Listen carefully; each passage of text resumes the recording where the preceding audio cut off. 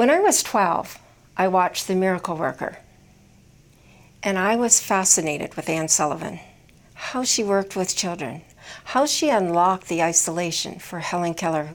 Because at 15, I was involved in a serious car accident that left me permanently visually and physically impaired.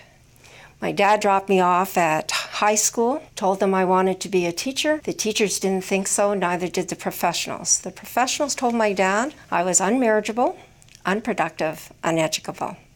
Uncontrollably, I cried on my father's shoulder, and he said to me, "You will always have obstacles. Know who you are, decide where you'll go, and to choose a life worth living." He said, "It's in your hands, it will be in nobody else's. You have to choose that."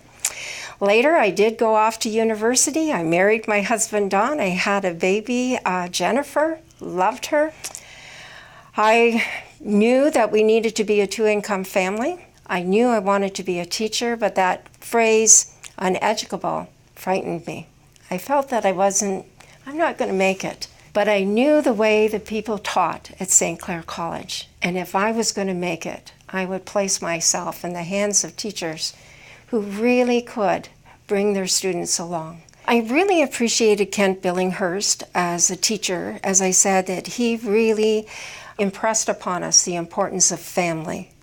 So we used one of your students, Peter Pelzik. He animated our Bebop. He did such an amazing job. Anne Frank from Telefilm had suggested we should move that character along. Then I also have Jim Rutherford at St. Clair College. He sits on my advisory council, and he has advised us on animation, multimedia, and he has done some of our multimedia for us. I interviewed a young man, 18, who was in the psychiatric ward. He had tried to commit suicide, and I asked him why. He had a car accident, and in that car accident, he found out that he was legally blind. He said he could handle the vision loss, the loss of reading, the loss of his girlfriend, the loss of sports. But he said the kicker was that he had lost his job. He wanted us to show him what others were doing. I went and spoke with Fred Sorrell, and he said, "Judy, it's a great idea. Move ahead." And he assisted me while we wrote the business plan. He assisted me as we were working along with different aspects of founding A Life Worth Living, the charity. It is so important. You can't do it one-on-one.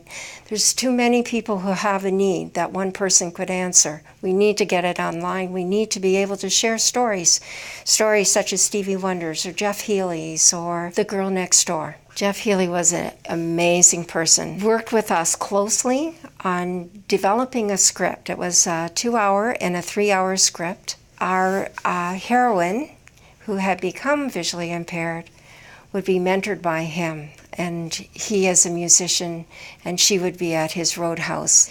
And then we got to understand Jeff more, the importance of having some freedom, the importance of being a part of things, the importance of being allowed to make mistakes. And he had his first bout with cancer. We had hoped that after the cancer was removed from his groin, that we then would be able to move forward.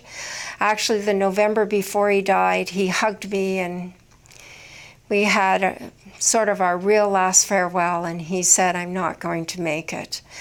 So that's very sad, but we do have the script, we do have the information, we do use his information. He still lives through us.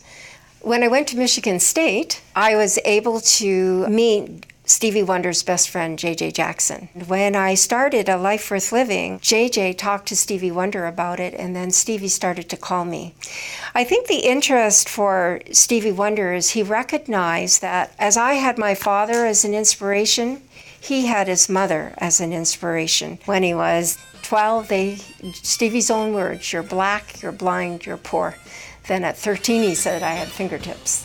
And so he went on. Stevie felt that it's sad when someone becomes blind and they feel lost and they don't have someone to inspire them. And that's why he said, "I want to be part of this. I want to inspire people." We filmed him actually in his own studio. He asked last time, when I get my product, when I get moving, give him a call and we'll get back together and we'll meet. I went to St. Clair, and it prepared me well. but it was when you're in the field.